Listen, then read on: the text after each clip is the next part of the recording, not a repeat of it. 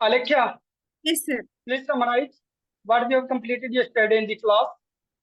Sir, we are done with the like 7 principles of the public life, sir. And also Okay, that how to build our emotional intelligence, in which way. And we have right. gone through the U Sayagam, that is You anti-corruption. there.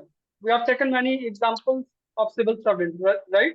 Yes, sir, that is anti-corruption activities. And also we have Yeah. gone through courage, sir, about courage and few examples related to courage. And Okay. also empathy, compassion, and how our personal religion differs from the public duty. And Right. we have taken certain examples, sir. Okay. So इतने time से जो classes हो रही है मैं उसमें one चीज always जो कॉमन होता है वो ये कि देखो आपको सिविल सर्विस के एग्जांपल तो पता होना चाहिए but at the same time अपने पर्सनल लाइफ के एग्जांपल ट्राई करो बनाने के लीडरशिप के ऊपर करेज के ऊपर कंपैशन के ऊपर एम्पैथी के ऊपर every day you have to make short notes from your personal life कि कंपैशन का मेरी लाइफ का ये एग्जांपल है लीडरशिप का ये एग्जांपल है उसके आपको ज्यादा अच्छे नंबर मिलेंगे समझ पा रहे हो यूपीएससी एक्चुअल में चाहती है कि आप दूसरों का एग्जांपल ना दें आप खुद का एग्जांपल ज्यादा दें गॉट इट इससे वो आपको समझ पाएंगे अगर वो गांधी जी का एग्जांपल दोगे तो लोग गांधी जी को जानते हैं ना आपको थोड़ी कैसे जानेंगे यूपीएससी को कैसे आइडिया लगेगा कि आपका टेम्परामेंट कैसा है आप किस तरह के इंसान हो किस तरह के व्यक्ति हो okay so please try to think in that way okay and ठीक है अभी आपने कुछ कीवर्ड्स बोला था अलेक्या राइट कंपैशन चलो कंपैशन को बताओ आपकी अपनी लाइफ में कंपैशन का कोई एग्जांपल है क्या any example of compassion from your life बताओ कौन बताएगा पहले देखो this is a live session okay I have to push you right ये रिकॉर्डेड सेशन नहीं है कि मैं आपको रिकॉर्ड करके दे दूं आप जैसे यूट्यूब या फिर अमेजोन प्राइम या फिर नेटफ्लिक्स आप देखते हो बिंज वॉच करते हो राइट वो एंटरटेनमेंट के पर्पज से एजुकेशन में you need to put some efforts right आपको अपना काम करना पड़ेगा आपको मैं पुश करूंगा एक्शन लेने के लिए right so that you can take action you can work on yourself क्योंकि इस एक्शन से रिजल्ट आने वाला है ना ठीक है आप बताओ सबसे पहले who is the student mode Ayushi बताइए आप हमें any compassion example of compassion yes करुणा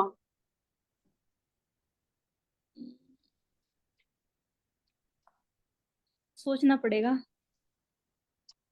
यही तो बात है ना सोचना पड़ेगा सवाल तो यही है हमने कभी सोचा ही नहीं इस तरीके से है ना हाँ हाँ बताओ sir for me the compassion का सबसे बड़ा एग्जांपल मेरी मदर है। जब भी मतलब जैसे मेरी मदर है तो उन्होंने जो है हमेशा जैसे चाहे वो एनिमल्स हो लाइक हमारे पास एक जो है पैरेट था हमने मतलब उसे पाला हुआ था पेट था हमारे पास पैरेट और बाद में एक डॉग भी था। तो मेरी मम्मा जो है मतलब उन्हें जो है पेट्स को भी जो है अपने बच्चों की तरह प्यार करती थी। और जैसे मतलब रोड साइड वगैरह भी जो है अननोन लोग भी अगर मतलब उन्हें कभी पुअर चिल्ड्रन वगैरह उन्हें दिख जाते थे तो उनको भी वो बहुत अच्छे से ट्रीट करती करती थी। तो that is I think the highest level of compassion जो कि हम अपने घरों से ही सीखते हैं इनवाइट करते हैं। एंड ओके मुझे याद है अच्छा कि है मेरा जो गुड डॉग था वो 8 इयर्स तक था हमारे पास। तो व्हेन दैट डॉग डाइड तो my mother she was not eating food at all. So compassion सिर्फ जो है ह्यूमंस के साथ ही नहीं होता एनिमल्स के साथ सबके साथ मतलब चाहे वो इन्वायरमेंट के साथ सबके साथ ही कंपैशन होना चाहिए। बहुत बढ़िया अच्छा एग्जांपल है वेरी नाइस कंपैशन देखो कुछ ये नहीं कि आप मदर टेरेसा ही बन जाओ गॉट इट आप अपने because we are common man right okay आप डॉक्टर कलाम नहीं बन सकते आप मदर टेरेसा नहीं बन सकते राइट because they are high level inspiration for all of us तो आपको उनसे कंपेयर नहीं करना है आपको ये देखना है कि आपने लाइफ में कभी किसी कंपैशन चेक किए जैसा अभी इन्होंने बताया कि चलो पेट लव के लिए पैरेट का एग्जांपल दिया डॉग का एग्जांपल दिया तो of course this is an example of compassion right so आपको पर्सनल लाइफ से कॉमन एग्जांपल ही देखने को मिलेंगे कोई एक्स्ट्रा एडिशनरी एग्जांपल नहीं होगा वो यूपीएससी को भी पता है कि 21 साल मिनिमम एज है इसकी अभी ग्रेजुएट होकर के आ रही है किसने क्या किया होगा अपनी लाइफ में but still they are asking you why because वहां पे एग्जांपल मैटर नहीं करता मैटर ये करता है कि आपके अंदर वो वैल्यू है या नहीं गॉट इट हो सकता है आपकी किसी की 5% की मदद की होगी, but again that can be example of compassion. So अपने आप को डिलेमा में मत रखो। Got it? Yes Alekhya, your turn. Alekhya, Yes, आज sir. भी आपको वॉइस प्रॉब्लम आ रही है क्या? I'm thinking, sir. Trying to recollect. Live class में थिंकिंग नहीं करना, आंसर देना है। Any example of compassion when you have helped someone, when you have taken action for someone. Sir, from my past two birthdays, sir, I've started, sir, donating the clothes like blankets in the old age homes. I've done from my past Excellent. two birthdays. On my excellent, every birthday, this sir. Is a wonderful example of compassion. क्या बात है, बहुत ही बढ़िया, बहुत अच्छा लगा मुझे। Yes, sir. Last two birthdays se I'm shuru kiya, sir, and I'll continue it for my birthdays, sir.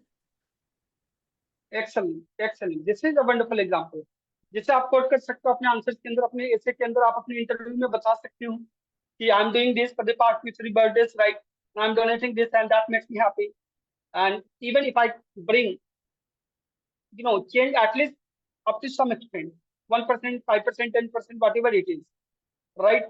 I'm happy with that. And that's an absolute example, wonderful example of compassion, right?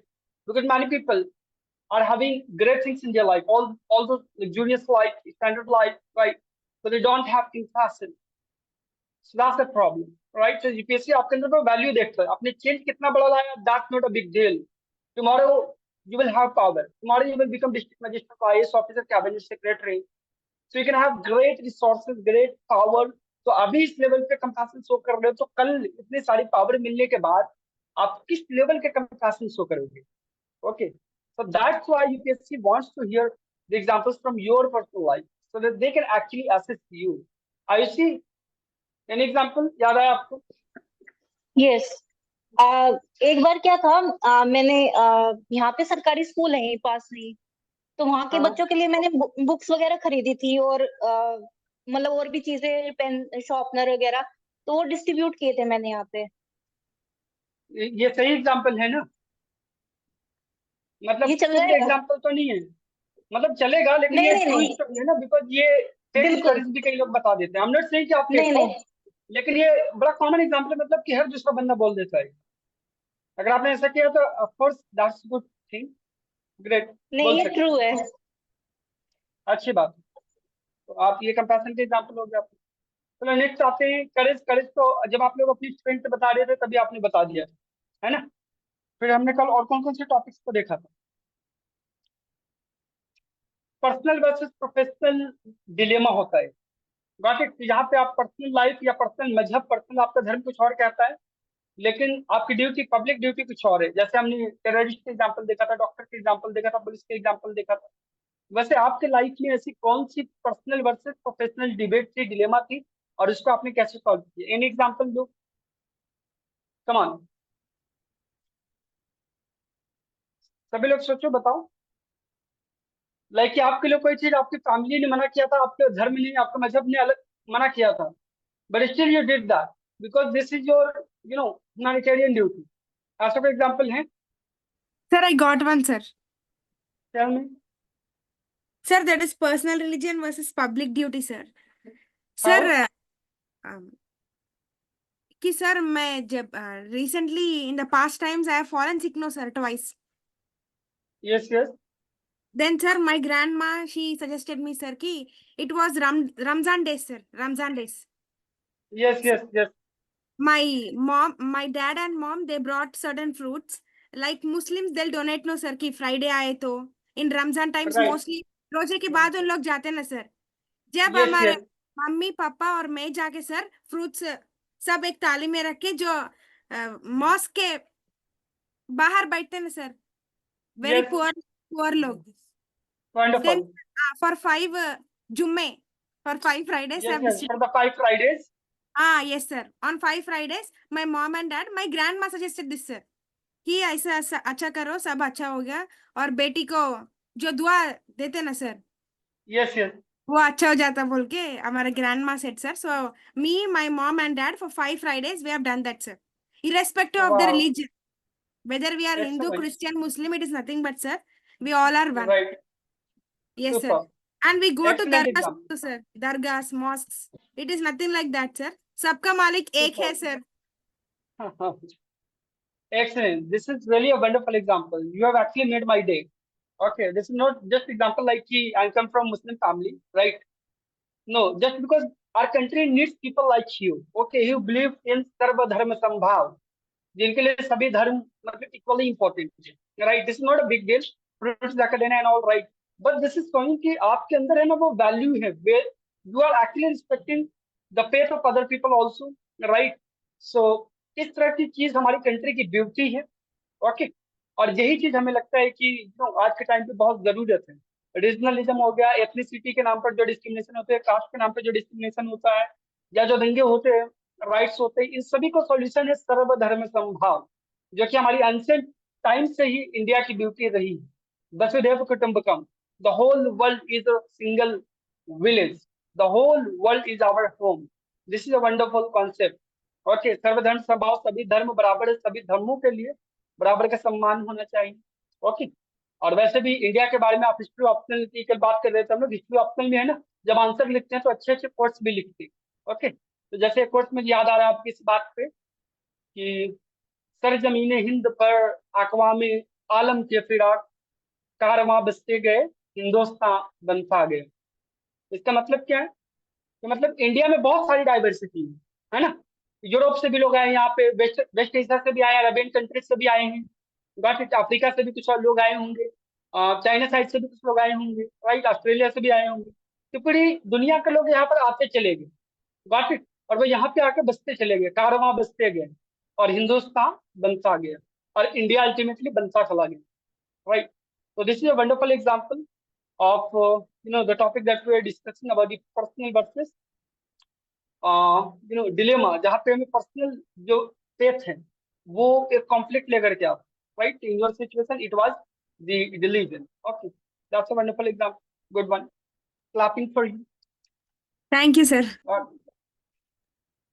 Alright, बाकी Sir, दोनों I को कुछ wanted याद to आया? also give my, yes, sir. बताइए। Actually, sir, I was in my school times. So at that time, there was this thing called community service. So yes yes, community service में जो है there was this topic of supporting the group of LGBTQI.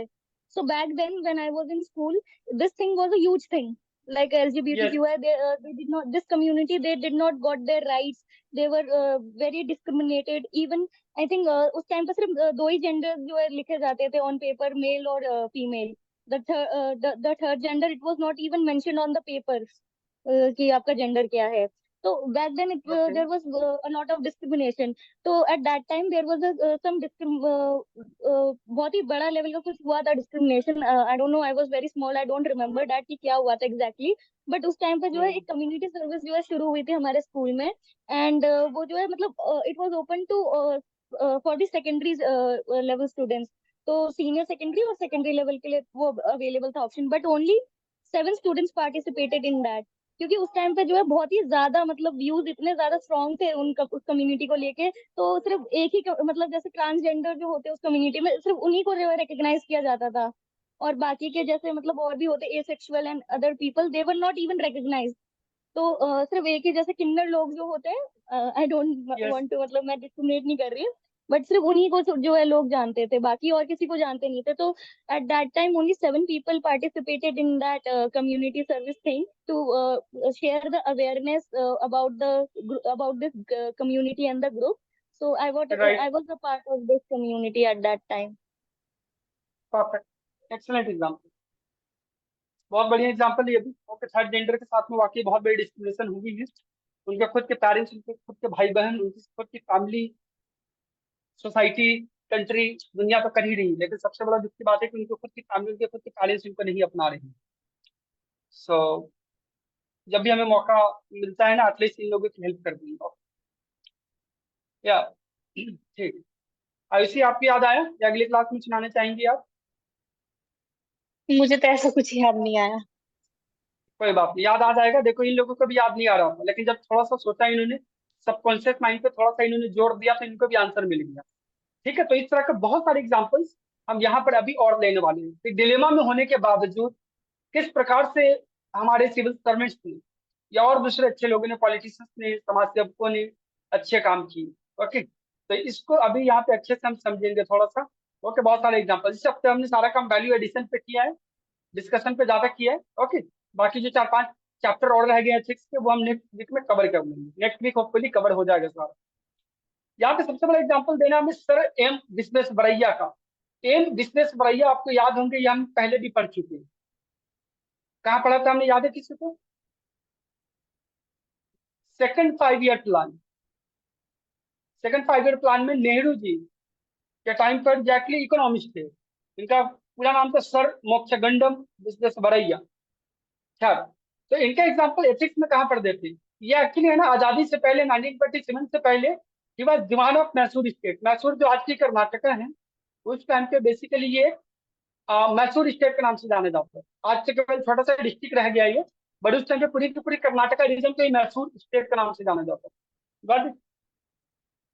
And तो ये अपने पास है ना, क्या करते थे, 2 कार रखते थे।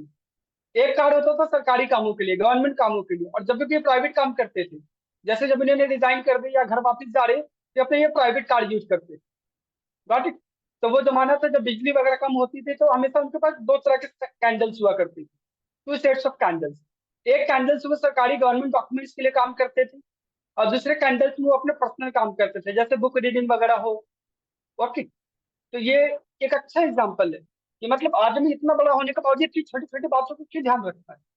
Got it? जैसे आजकल आईएएस आईपीएस क्या करती है, सोशल मीडिया पे आप देखते हो, गवर्नमेंट गाड़ी को ही पूरा उड़ा रहे, उसी के रील बना रहे हैं, यूट्यूब पे डाल रहे हैं, शादियों में जा रहे हैं, अपनी प्राइवेट शादियों के अंदर उसी गाड़ी का यूज करते हुए 4 पुलिस वालों को लेकर के जाती है।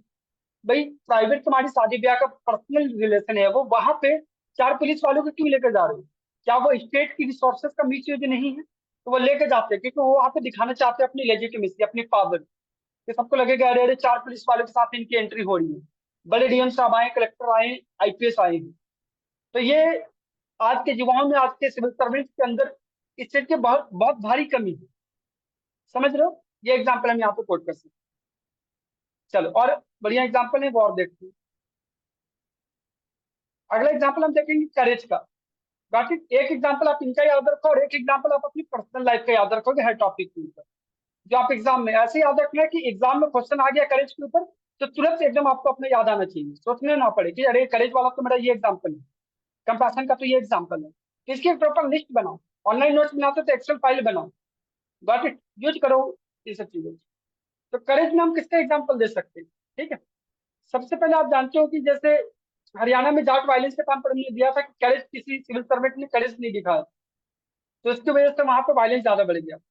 Got it? और जब इमरजेंसी का पीरियड चल रहा था, तो उस टाइम पे इमरजेंसी आपको याद है 1975 के अंदर Indira Gandhi was the prime minister, तो उन्होंने देश में इमरजेंसी लगा दी थी। मतलब सिटीजन्स के फंडामेंटल राइट्स भी खत्म हो गए थे, और दूसरे पार्टीज के जितने भी मेन लीडर्स थे सबको जेल में डाल दिया गया था। एक तरह से मतलब तानाशाह जैसी चीज हो गई थी। तानाशाह, understand, like Hitler, like autocrat. So ऐसा सिस्टम हो गया था। तो उस टाइम पे mister Ramnath Goenka, got it, इन्होंने बहुत इंडिपेंडेंट तरीके से जर्नलिज्म का काम किया। मतलब सरकार का डर होने के बावजूद, इंदिरा गांधी उनको जेल में डाल देगी, इसके बावजूद उन्होंने जर्नलिज्म बहुत ही बेबाकी के साथ, बहुत ही बोल्डनेस के साथ करी। सरकार की भर भर की बुराइयां करी, मतलब जेन्युइन बातों के ऊपर, आज वाली बुराइयां नहीं। Got it? तो ये दिखाता है कि करेज कितना बढ़िया एग्जाम्पल। दूसरा एग्जाम्पल एक आईएएस ऑफिसर, आईईएस होते इंजीनियरिंग सर्विसेज वाले, सत्येंद्र दुबे। Got it? तो वो actually national highway authority of India, NHI के अंदर है ना, जब वो डायरेक्टर हुआ करते थे, तो उनको गया में है ना मर्डर कर दिया गया था, गया बिहार में। Got it? सो क्यों मर्डर कर दिया गया था? बिकॉज वो करप्शन के खिलाफ गोल्डन क्वाड्रिलेटरल हाईवे बनाया गया था। गोल्डन क्वाड्रिलेटरल हाईवे पता है क्या है? ये मुंबई को दिल्ली के जो, सॉरी, भारत के जो 4 महानगर है, metropolitan cities, Mumbai, Delhi, Kolkata and Chennai, इन चारों को जोड़ती है ये। तो इसमें बहुत बड़ा करप्शन हुआ था, तो वो इसको एक्सपोज कर रहे थे। वो जानते थे कि उनके साथ इतना बड़ा गड़बड़ हो सकता है। क्यों? क्योंकि बड़े बड़े लोगों का नाम इसमें शामिल था, डिप्टी सीएम जैसे लोगों का नाम। Got it? So unfortunately it happened, mister Satyendra Dubey. तो उनका एग्जाम्पल आप करेज का दे सकते हैं। अच्छा, ऐसे एग्जाम्पल पढ़ने के बाद आपको डर तो नहीं लगता कि कल को आप भी ईमानदारी से काम करोगे और आपके साथ भी ऐसा कुछ हो जाए? Are you people afraid? Yes, No, sir. Alekia, you are afraid. Sir, Why you are afraid? अरे भाई sir, मरना होगा तो आदमी तो चलते चलते जहाँ पे कुछ नहीं, जहाँ पे कोई रिस्क नहीं है, वहां पे लोग चल रहे हैं रास्ते में, वहां पे उनको गाड़ी ठोक देती है। Got it. वो बालकनी में खड़े हो तो वहां से गिर जाते हैं। आदमी को जब मरना है तो वो तो मरेगा ही। Got it. तो कभी भी अपने को मरने से नहीं डरना। और भाई आप राइट हो ना, आप सही हो ना, राइट। डर किस बात का? डरना नहीं अपने, राइट। हाँ बताओ। yes, sir. Sir, but sir, आपने ये सुना है क्या सर कि DK रवि बोल के he is an IAS officer sir. He has done a yes, very tremendous job in Tumkur district, right right. Tamil, of Chennai sir. But even हाँ though हाँ sir, उन्होंने कि due to this political pressure sir, politicians only someone they killed sir. But finally they portrayed it that sir कि DK Ravi he himself committed suicide. So right. it was very that much sir, very saddest thing as an IAS exactly what's officer. Happening, it happens, the friends of kind of things. बहुत सारी चीजें India में चलती है, जैसे दिव्या भारती को जानते होंगे आप सुशांत सिंह राजपूत को जानते होंगे। Yes sir. तो सब इंडस्ट्री में ऐसे लोगों के साथ ऐसा कर दिया जाता है, और बाद में that nexus of those bad people they do such kind of things. तो देखो कुछ चीजें होती है, क्या कुछ चीजें होती है। एक चीज होती है ना, कि इस दुनिया में जिसके सामने, मतलब जिसके एग्जाम्पल्स आ रहे हैं जहाँ पे अपने को जस्टिस मिलेगा। और एक चीज होती है थोड़ी सी स्पिरिचुअल लेवल पे, मतलब गॉड के लेवल पे सोचो कि चलो गॉड तो सबको देख रहा है ना, राइट। तो जो हमारे हाथ में है वो करो, जो हमारे हाथ में नहीं है उसमें हम कुछ नहीं कर सकते। उसमें गॉड जो है, गॉड बोलो, कर्म बोलो, नेचर बोलो, कुदरत बोलो, जो आपको बोलना है वो हैंडल करेगा इसको। हमारे हाथ में अपना काम करना है, ईमानदारी से काम करना है, अच्छे से काम करना। Got it. Yes sir. हाँ, बट डरने की जरूरत नहीं है। ये पहले का जमाना था, आज के टाइम पे सारी जो कानून है, लॉज है, प्रोटेक्शन है, सोशल मीडिया है, इंटरनेट है, AI है, ये सारी चीजें आपको प्रोटेक्ट करने के लिए काम करेंगी। Got it.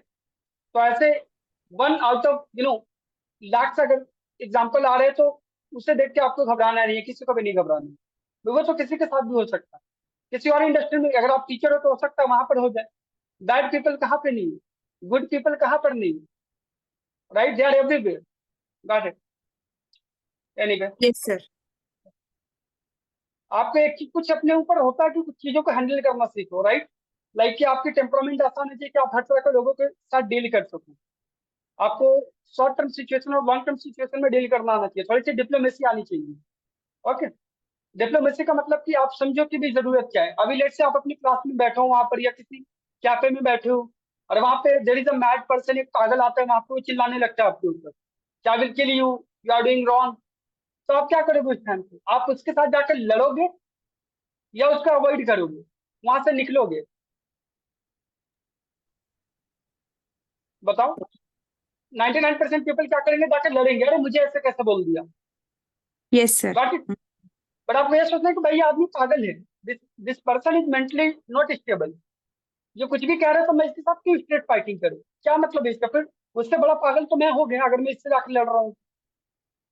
Okay.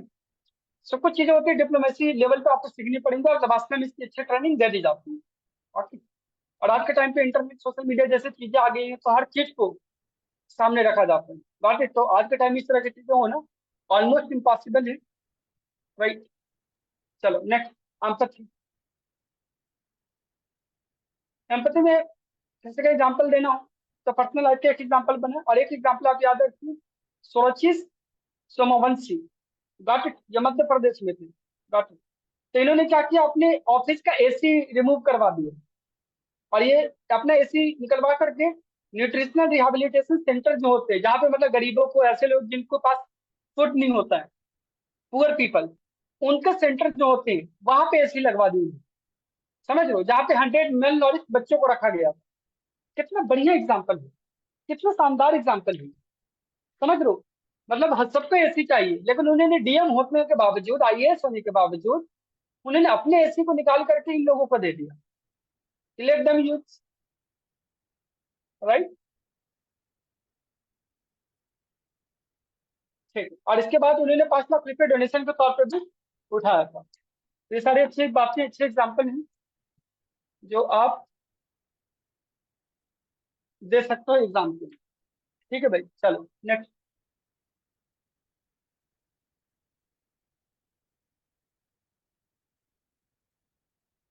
Lack of empathy, आपको याद होगा न्यूज में बहुत चला था ये। फोर्टिस हॉस्पिटल में एक बार क्या हुआ था, डेंगू, डेंगू समझते हैं ना आप, मच्छर के काटने मॉस्किटो की वजह से होता है डेंगू। तो उन्होंने पर्सन के इलाज के लिए 17 लाख का बिल दे दिया, यानी imagine 17 lakh rupees bill just for the dengue. Okay, मतलब डेफिनेटली 20-50 हजार रुपये समझ में तो आते हैं, लेकिन 17 लाख रुपये, ये किस लेवल की लैक ऑफ एम्पैथी है, ग्रीडीनेस। तो उसने क्या किया, इसको सोशल मीडिया पे डाल दिया, सोशल मीडिया पे वायरल हो गई ये चीज, लोगों ने शेयर किया, तब फिर गवर्नमेंट ने जाकर इसको कंट्रोल किया, इंटरफेयर किया। अब ये तो वायरल हो गई, ऐसी कितनी बातें होती है जो वायरल नहीं होती, राइट। आलेख्या एक शानदार मूवी है चिरंजीवी की, स्टालिन, देखिए आपने? देखिए sir, seen sir. Okay, Stalin को ही बॉलीवुड ने कॉपी करके बनाया था गब्बर बाय अक्षय कुमार। ये देखा है किसी ने गब्बर? Yes sir. करप्शन के ऊपर बहुत ही शानदार मूवी है, बहुत ही शानदार मूवी है करप्शन के ऊपर। तो इसमें भी आप देखें तो हॉस्पिटल में कैसे स्कैम होता है, पर्सन इज डेड, डेड हो गया, लेकिन इसके बाद में वो उसका इलाज करने का नाटक करते हैं, ट्रीटमेंट करने का वो है ना, ड्रामा करते हैं, सो दैट वो बिल बढ़ा सके, but that person is already died. Okay, operation करते हैं, दिखाते हैं, बिल बनाते हैं, लाखों का करोड़ों का बिल आ जाता है। This is actually happening. कुछ अच्छी मूवीज देख लिया करें आप लोग। चलो नेक्स्ट, अकाउंटेबिलिटी। अकाउंटेबिलिटी बहुत जरूरी है guys। देखो सामान्य शब्दों में है ना, एक हिंदी की कहावत है कि जब तक थोड़ा प्रेशर नहीं होता है ना, तो इंसान काम नहीं करता है। Got it. सो अकाउंटेबिलिटी बहुत जरूरी होता है। लाल बहादुर शास्त्री का एग्जांपल देंगे कि इन्होंने क्या किया, जब ट्रेन एक्सीडेंट हुआ था ना, इनके टाइम पर, जब he was a railway minister, later on he become the prime minister, लेकिन उस टाइम पे ये रेलवे मिनिस्टर, तो उनके टाइम पे ट्रेन एक्सीडेंट हो गया। ट्रेन एक्सीडेंट आए दिन होते रहते हैं, अनफॉर्चुनेटली पिछले 2 साल में कितने केस हुए ट्रेन एक्सीडेंट, याद है आप लोगों को? सो ट्रेन एक्सीडेंट होने की वजह से इन्होंने रिजाइन कर दी कि भाई मैं रेलवे मिनिस्टर हूँ और ट्रेन एक्सीडेंट तो नहीं होना चाहिए, बट मेरी जिम्मेदारी, मेरी रिस्पॉन्सिबिलिटी है कि मैं लोगों को सेफ रख सकूं, और अगर मैं नहीं रख पाया तो I don't deserve this post of railway minister. इस लेवल की अकाउंटेबिलिटी कौन बताता है, कौन दिखाता है, कौन इतनी जिम्मेदारी लेता है? समझ पा रहे हो? सिमिलरली सुरेश प्रभु, इंडिया गवर्नमेंट में है ना सुरेश प्रभु, कुछ साल पहले इंडिया के रेलवे मिनिस्टर थे। तो व्हाट ही डिड, उन्होंने इसके लिए भी काम किया, उन्होंने भी सेम रिजाइन कर दिया था ऐसे ही। Got it. चलो नेक्स्ट, डेडिकेशन। डेडिकेशन आप जानते हैं क्या होता है? डिवोट करना अपने आप को, अपना अटेंशन, अपना रिसोर्स, अपना टाइम। Got it. इसमें सबसे बड़ा एग्जांपल ये जाता है मिस्टर श्रीधरन का। श्रीधरन को जानते हैं आप? इन्हें मेट्रो मैन के नाम से जाने जाते हैं।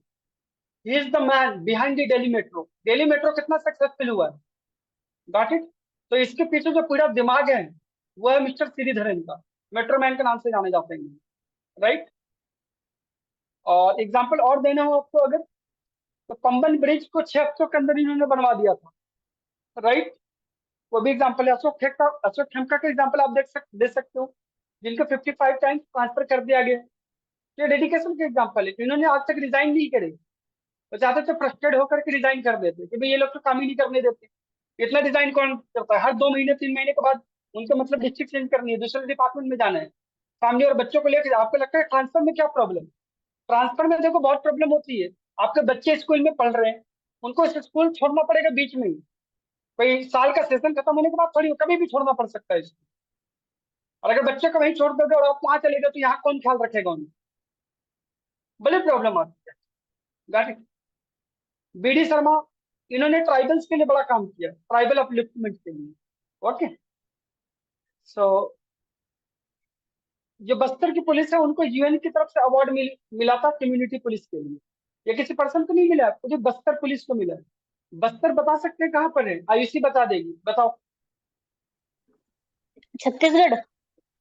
वेरी नाइस, छत्तीसगढ़ में। और छत्तीसगढ़ का इसे, बल्कि इंडिया का ही इसे नक्सल कैपिटल बोला जाता है। नक्सलिज्म की हाईएस्ट लेवल का गढ़ है ये बस्तर। और यहीं पे एक मेरे फेवरेट आईएएस ऑफिसर है mister OP Chaudhary, Om Prakash Chaudhary. Got it.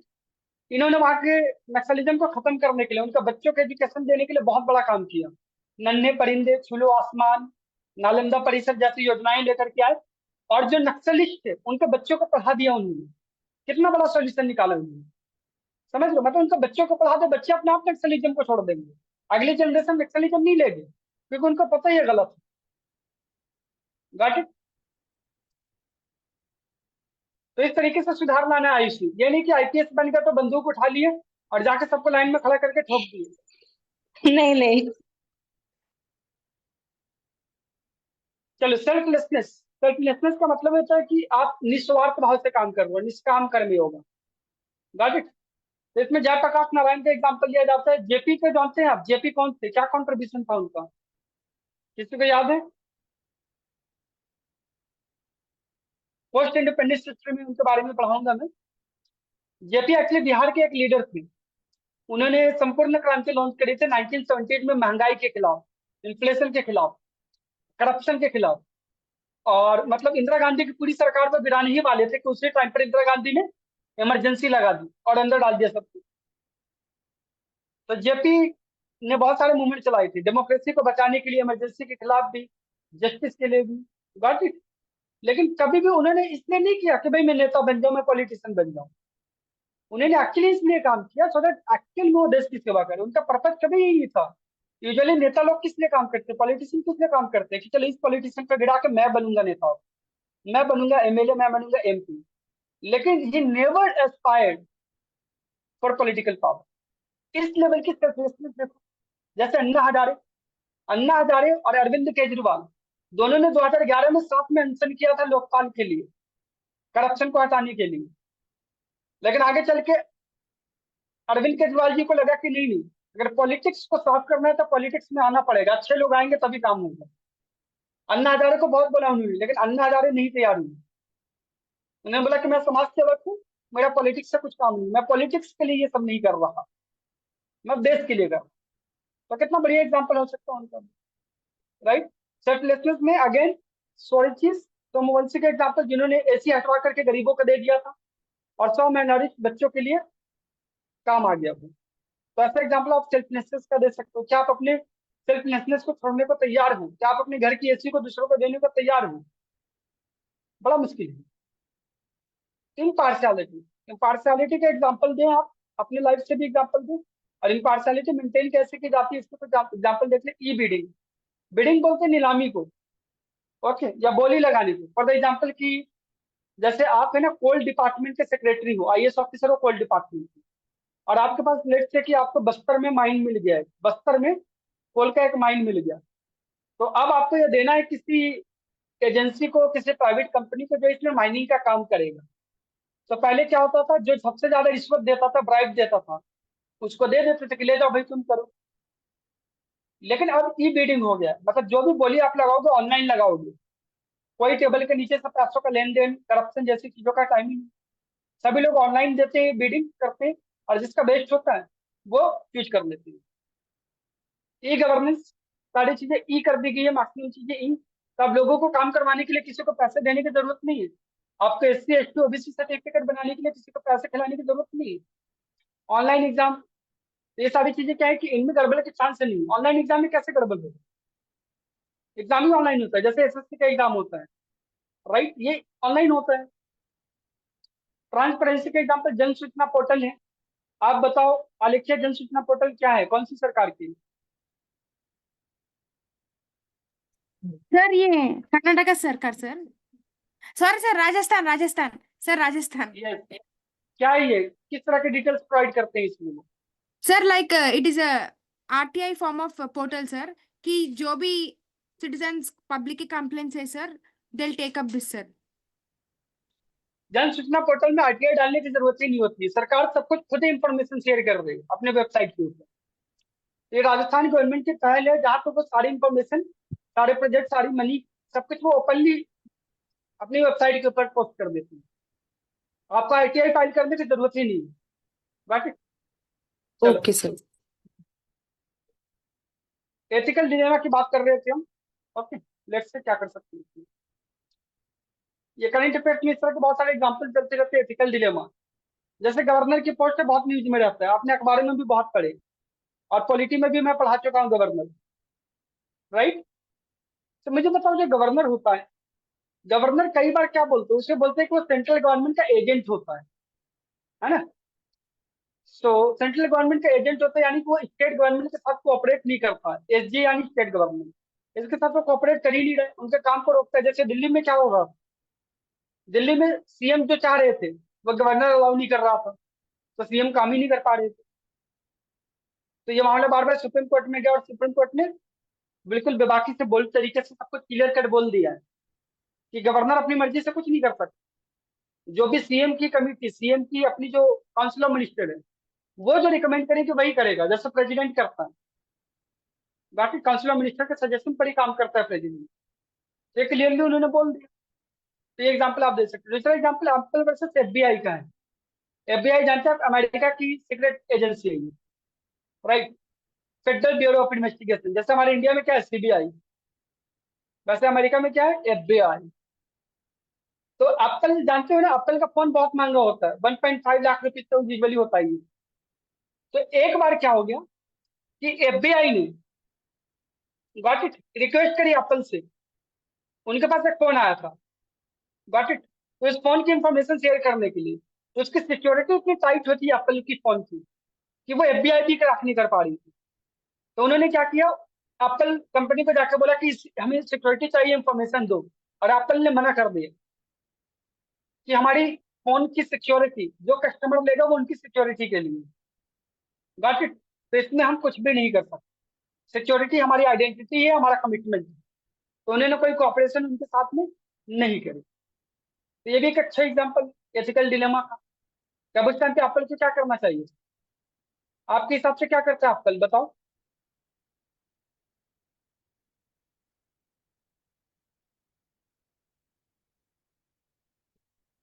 चलो नेक्स्ट है public versus private relationship. Okay, यानी पर्सनल और प्रोफेशनल लाइफ में कई बार डिफरेंस क्रिएट हो जाता है। ये एग्जांपल हम मॉडर्न हिस्ट्री से देखेंगे। केशव चंद्र सेन के बारे में पढ़ा है आपने आयुषी, मॉडर्न हिस्ट्री में पढ़ा होगा आपने।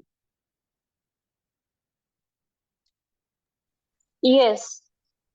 देखो, ब्रह्म समाज ये स्टैब्लिश किया था राजा राम मोहन रॉय ने, और आगे चल के इसके दो स्कूल निकले थे। पहला स्कूल था थोड़ी ऑर्थोडॉक्स वाली, ओके, ब्रह्म समाज ऑर्थोडॉक्स वाली, यानी जो पुरानी ख्यालों में रहने वाली, और एक था ब्रह्म समाज ऑफ इंडिया, ये थोड़ी सी प्रोग्रेसिव थी। तो इसके हेड थे केशव चंद्र सेन। अब केशव चंद्र सेन जब ब्रह्म समाज ऑफ इंडिया के हेड थे, तो बस सबको एक ही बात बोलते थे कि भाई चाइल्ड मैरिज नहीं करना है, चाइल्ड मैरिज नहीं करना है, चाइल्ड मैरिज नहीं करना, न करने देना है। बड़े सोशल वर्कर थे, लेकिन पता नहीं क्या हुआ, उन्होंने अपनी खुद की बेटी की शादी 9 साल की एज में कर दी। समझ रहे हो, ये दिखाता है भाई ये क्या कह रहे हो। पूरी लाइफ में सभी को पब्लिक स्पीकिंग में, मैगजीन में, अखबार में आप कह रहे हो कि भाई चाइल्ड मैरिज नहीं करना है, अलाउ नहीं करना है, नहीं करना है, और खुद अपनी बेटी की शादी जाके कर दी आपने चाइल्ड मैरिज, 9 साल की बेटी। तो what kind of philosophy is this, this is public versus private. मतलब जो पब्लिक लाइफ में आप बोलते हो, वो पर्सनल लाइफ में आप फॉलो भी नहीं कर रहे, तो ऐसे लोगों पे लोग भरोसा कैसे करेंगे, राइट।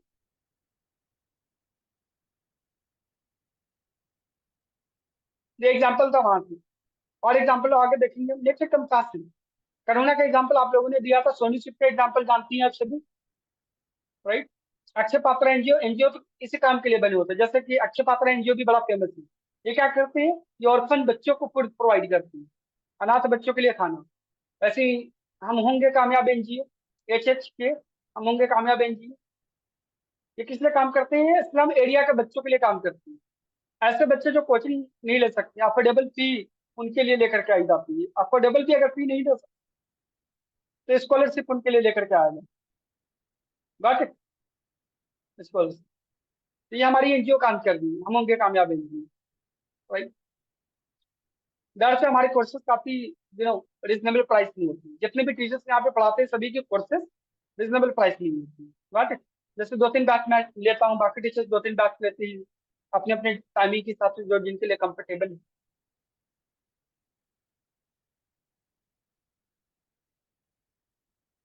मुरलीधर देवीदास आमटे, बाबा आमटे कहते हैं इनको। इन्होंने लेप्रेसी के लिए बड़ा काम किया। लेप्रोसी छुआछूत की बीमारी है, पहले एग्जांपल दे चुका हूँ। मदर टेरेसा जानते ही आप, उन्होंने होमलेस के लिए, एड्स के मरीजों के लिए, सीनियर सिटीजन के लिए पूरे लाइफ डिवोट कर दी। राजा राम मोहन रॉय, गॉट इट, इन्होंने सोसाइटी के लिए, इनके पिताजी ने इनको घर से निकाल दिया था, मॉडर्न हिस्ट्री में पढ़ाऊंगा आपको मैं।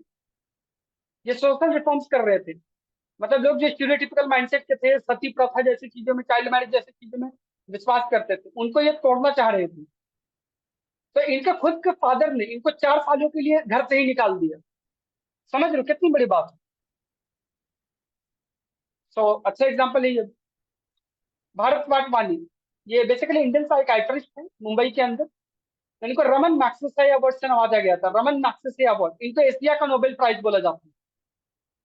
नोबेल प्राइज तो पूरी दुनिया का होता है ना, एक है एशिया का रमन मैग्सेसे अवार्ड, ये फिलीपींस में मिलता है। Raman Magsaysay actually he was president of Philippines, तो उनके नाम पर ही अवार्ड रखा गया।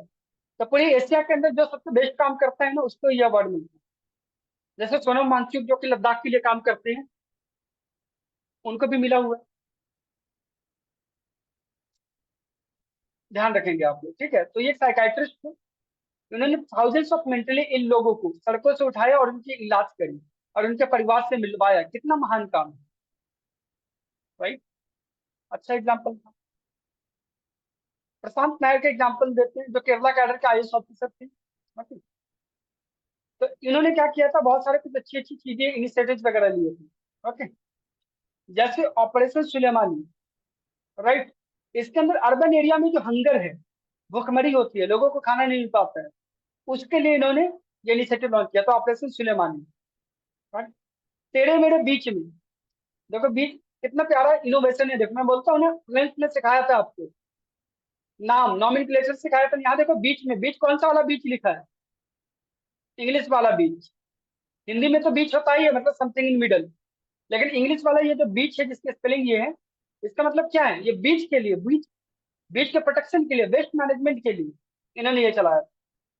एंड जो अपुप्पा, ये इन्होंने quality of life of elderly people, senior citizen के लिए चलाए थे। देख रहे कलेक्टर होकर के कितने शानदार काम कर रहे हैं। तो आप जैसे जब युवा आएंगे कल को, तो देश के लिए कितना महान काम कर पाएंगे, राइट। प्रशांत नायक नाम याद रखेंगे, ओम प्रकाश चौधरी नाम याद रखेंगे, अरुणा सुंदराजन नाम याद रखेंगे। कल पढ़ाया था आपको अरुणा सुंदराजन के बारे में।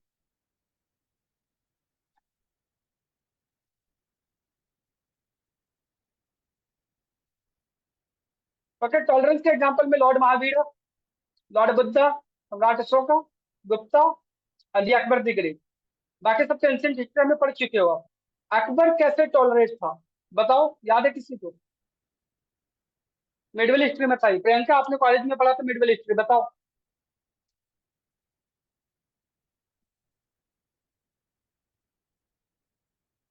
आयुषी आप बताओ। आई थिंक अकबर मतलब क्या था कि वो हर मतलब रिलीजन को इक्वल मानता था। वो मतलब राइट, जैसे अगर हम औरंगजेब को देखें तो बहुत ज्यादा क्रूअल था, मतलब हिंदूज के ऊपर बहुत ज्यादा मतलब टैक्सेस इम्पोज करता था उन्हें, मतलब बहुत मतलब क्रूअल था वो। बट जो अकबर थे वो बहुत टॉलरेंट थे। राइट। Yes sir. और ये जजिया जो आपने लिखा है, ये लैंड टैक्स हुआ करता था, जो कि उन्होंने अबॉलिश कर दिया था आई थिंक। लैंड टैक्स नहीं होता था, या नॉन मुस्लिम्स पे लगता था, अगर आप मुस्लिम नहीं हो तो टैक्स देना पड़ेगा। हाँ हाँ, तो ये टैक्स, वही कुछ टैक्स था ये, तो ये उन्होंने अबॉलिश करवाया था बेसिकली। राइट। तो देखो अकबर ने काफी शानदार काम किए थे। इंडिया में 2 लोगों के नाम के साथ में महान लगता है, एक अशोक महान, अशोका द ग्रेट, दूसरा अकबर महान, अकबर द ग्रेट। इसके पीछे रीजन ये है कि अकबर सम्राट था, ताकतवर था, पूरे इंडिया के ऊपर शासन था, लेकिन इसके बावजूद उसने जजिया टैक्स को खत्म कर दिया। मतलब जजिया टैक्स ऐसा टैक्स था कि अगर आप मुस्लिम नहीं हो तब आपको टैक्स देना पड़ेगा। ये कैसा था? और इट्स लाइक कि आज के टाइम में अगर कोई बोल दे इंडिया के अंदर मुस्लिम पीपल को कि अगर आप हिंदू नहीं हो, क्योंकि 80% हिंदू इस देश में, तो अगर आप हिंदू नहीं हो तो भाई टैक्स दो। कितनी गलत बात है। तो कुछ बेवकूफों ने लगाया था ये, अकबर ने हटा दिया इसको। स्लेवरी बहुत होता था उस जमाने में, स्लेवरी, गुलाम बना के रखते थे लोगों को, दास प्रथा, तो इसको भी उन्होंने खत्म किया। और उन्होंने खुद हिंदू महिलाओं से शादी करी। जैसे आपने मूवी देखी होगी जोधा अकबर, मैं इस मूवी को भी कहूंगा आप जरूर देखिए। इसी तरह मूवीज को सिर्फ देखोगे ना तो हिस्ट्री की आधी हिस्ट्री तो मूवी से ही कवर हो जाती है। जैसे मेडिवल हिस्ट्री में कितनी बढ़िया बढ़िया मूवी बनी हुई है, पद्मावत है और अकबर, जोधा अकबर है, रजिया सुल्ताना है। बट मराठों के ऊपर अभी अजय देवगन की कौन सी मूवी आई थी, नाम भूल रहा हूँ मैं। तो ये सारी मूवीज आप देख सकते हो, तो इससे ना काफी एक इंटरेस्ट क्रिएट होता है, जेन्युइन इंटरेस्ट। खैर, और इसने खुद हिंदू धर्म की महिलाओं से शादी किया था। गॉडिज्म, उन्होंने एक धर्म चलाया था दीन इलाही, जिसके अंदर सभी धर्मों को रखा गया था, इस्लाम, हिंदू, क्रिश्चियन, बुद्धिस्ट। तो ये टॉलरेंस का एग्जाम्पल है कि आप टॉलरेट कर पा रहे हो सभी बातों को, सभी चीजों को, सभी लोगों को। आगे और देखते हैं, चलो ऑनेस्टी के एग्जाम्पल दो। ऑनेस्टी, ऑनेस्टी का एग्जाम्पल तो मतलब नॉर्मल एग्जाम्पल है, आप अपनी लाइफ से तो बड़े सारे एग्जाम्पल दे सकते हो। आप ईमानदारी से तैयारी करते हो, ईमानदारी से आप अपना काम करते हो, कभी किसी को 100 रुपये मिल गए तो आप लौटा देते हो लोगों को। Got it? तो वो एग्जाम्पल भी यहाँ पे चलेगा। इंटीग्रिटी उससे का हाईएस्ट लेवल हो गया, हाईएस्ट लेवल जब कोई और नहीं देख रहा था तब भी आपने ऑनेस्टी शो करी। देखो ये केवल पैसों से रिलेटेड नहीं है, अपने काम से रिलेटेड भी हो सकता है कि लेट से कि आप किसी टाइम पर टीवी देख सकते थे, आप वेब सीरीज देख सकते थे, और कोई आपको पकड़ने वाला भी नहीं कि वेब सीरीज क्यों देख रहा है इस टाइम पे, लेकिन फिर भी आपने उसको छोड़ करके आपका जो काम था वो काम किया। ऐसा कोई एग्जाम्पल? ये selection. Sir integrity sir, in my situation sir, like कि आप जो संडे संडे टेस्ट देते ना sir, yes, so at home अपन देख के भी लिख सकते sir, that is the facility we have. But sir, exactly, wonderful, बहुत ही बढ़िया एग्जाम्पल है, बहुत ही practical. but sir, this is a journey where we are aiming to have a beautiful career. So we have to be very honest sir कि जो आ रहा है वो आंसर जो मन में है वो ही लिखना सर। अगर आप देख रहे हो ना देख रहे हो, so it is up to us sir. So as per exactly my सही point of view बताया सर, आपने। मैं सोचती हूँ कि सर कि हमने एग्जाम हॉल में बैठा है, so whatever comes to your mind just write, otherwise leave it, whatever you does not know, that only I believe sir. वाह, Yes sir. सुपर एग्जाम्पल, बहुत ही बढ़िया। Yes sir, कितना this प्रैक्टिकल thing. एग्जाम्पल दिया आपने। Yes, sir. Sir, this thing I've developed since from my starting of UPSC journey, sir. कि sir school में madam जब नहीं देखते थे, जब फ्रेंड्स को पूछते थे, चीटिंग करते थे, वो चलता था सर। मगर ये Yeah. यूपीएससी जर्नी में स्टेप करने के बाद ही I have got to learn this sir, that how honest we have to be. वाह, सुपर, यस सर। एक्सलेंट, क्या बात है। Priyanka. Yeah, yes, sir. Basically, when I was in college, so at that time I was leading a lot of societies like Women Development Cell, and आपके time पे भी I was vice president, and उसके बाद भी I got the opportunity to lead a lot of societies. तो उस time पे भी we used to run a lot of competitions. तो competitions भी run करते थे और भी बहुत सारी मतलब जिम्मेदारियां होती थी as a leader. But at that time, I also had many of my friends who were enrolled in that society or on in those competitions. But I never basically I had this opportunity of helping them कि मतलब ये competition है तो मैं मतलब मैं ऐसा चाहती तो मैं कर सकती थी कि उनको मैं फेवर कर सकूं. But I never did that right, कि मैं मतलब उसमें इंटरफेयर करूं, कुछ भी फेवरिज्म करूं या फेवरेटिज्म दिखाऊं. तो I think that is the integrity which I had, not excellent, बहुत ही बढ़िया। Basically not. देखो आपको खुद के लाइफ की कितने एग्जाम्पल्स है। जब मैंने अभी पूछा था ये सवाल तो आप लोग ब्लैंक थे, जब मैंने दोबारा से बताया चीजें तब थोड़ा सा आपने जोर डाला, फिर आंसर निकला। कितना शानदार एक्सपीरियंस लेके बैठे हो आप लोग, लेकिन इसको यूज नहीं करना है। केवल जिंदगी जी ली आपने, तो जिंदगी जीना नहीं है, बाकी जिंदगी का यूज करना है। जो भी हमारे एक्सपीरियंसेस है तो रैंडम नहीं हुए, उन सबके पीछे कुछ ना कुछ कारण था, कुछ ना कुछ उसके पीछे रीजन थे। कोई एक्सपीरियंस अगर आपने लिया तो इस एक्सपीरियंस को यूज करो ना, सो दैट फ्यूचर में काम आ सके। अगर आप अपने खुद का पास्ट का यूज नहीं करोगे तो कैसे फ्यूचर बनाओगे, राइट? हिस्ट्री सबसे पहली चीज हमें क्या सिखाती है? हिस्ट्री से बहुत सारी चीजें हम सीखते हैं। हिस्ट्री सबसे पहले ये चीज सिखाती है कि पास्ट में जो हमने गलतियां करी है वो फ्यूचर में ना करें। अगर हमने वर्ल्ड वॉर 1 को समझ लिया होता तो वर्ल्ड वॉर 2 कभी नहीं होता। वर्ल्ड वॉर 2 को हमने समझा, इसी वजह से वर्ल्ड वॉर 3 नहीं हो रही है। Got it? तो हमें अपनी गलतियों से सीख लेनी। वेरी नाइस, बहुत बढ़िया एग्जाम्पल है। आयुषी, एनीथिंग? हम अभी मतलब बाहर गए थे, मैं मेरे कजिन्स वगैरह, ब्रदर, तो हम एक मंदिर में गए थे, सरकुंडा देवी मंदिर है धनोल्टी में, वहां पे गए थे। तो वहां पे बहुत लंबी लाइन लगी हुई थी। तो वहां क्या था, हमें टिकट लेने थे रोपवे के लिए। तो जैसे बहुत लंबी लाइन लगी हुई थी, तो मतलब क्या था कि हम लाइन तोड़ के जा भी सकते थे, मेरे पास ऑप्शन था कि हाँ मैं अच्छा। निकल जाऊं वहां से। बट मैंने ऐसा नहीं किया कि नहीं मुझे लाइन में ही लग के जाना, मेरा भाई मुझे बुला रहा। कार्तिक का पता होगा अरे तो आपको, छोटा सा ये बच्चा। कैसे इंटीग्रिटी, यहाँ पे हर कोई देख रहा है ना आपको। आपके पास ऐसा मौका थोड़ी ना था कि आप कर लो और कोई पकड़े भी ना। अगर आप ऐसा नहीं वहां करते तो पे 10 लोग चिल्लाते ना वहां पर, पकड़ते नहीं आपको 10 लोग वहां पर। नहीं वहां पे कह नहीं रहे थे कुछ वो। अरे वो क्या नहीं रहते, लेकिन देख तो रहे थे ना। इंटीग्रिटी की डेफिनेशन नहीं कि नोबडी इज वाचिंग। यस ये ऑनेस्टी का एग्जाम्पल था। और ऑनेस्टी का भी नहीं था, इसमें क्या ईमानदारी दिखा रहे हो। ये तो आपका बेसिक काम है लाइन में लगना। Got it. यस ईमानदारी सही काम में लगाते हैं, बुरे काम में ईमानदारी नहीं लगाते। यस ओके, इंटीग्रिटी में सचिन का एग्जाम्पल आप दे सकते हो, राइट। कई बार ऐसा होता था ना कि सचिन ने आउट हो गया, वो अंपायर डिसाइड नहीं कर पा रहे कि आउट हुआ है कि नहीं हुआ है, लेकिन अंपायर का डिसीजन आने से पहले ही सचिन चला जाता था स्टेडियम से।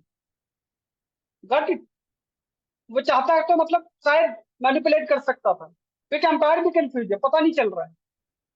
आज के टाइम में तो हजारों कैमरे लगे होते हैं, लेकिन वो 90s की बात थी। 90s के टाइम में मतलब कई बार एलबीडब्ल्यू आउट होते हैं, आपको पता नहीं होगा। मतलब कार में भी अगर बॉल लग गई ना, तब भी आप आउट माने जाते हो। तो बड़ा जल्दी पकड़ में नहीं आता है। But Sachin was the one जो अंपायर के रिजल्ट से पहले ही बोल देता था I am out. Doctor APJ Abdul Kalam साहब जब तक वो प्रेसिडेंट रहे, 5 साल प्रेसिडेंट रहे, कभी उन्होंने कोई गिफ्ट नहीं लिया, पर्सनल गिफ्ट नहीं लिया। Got it. तो ये एक बहुत बड़ा एग्जाम्पल है इंटीग्रिटी का।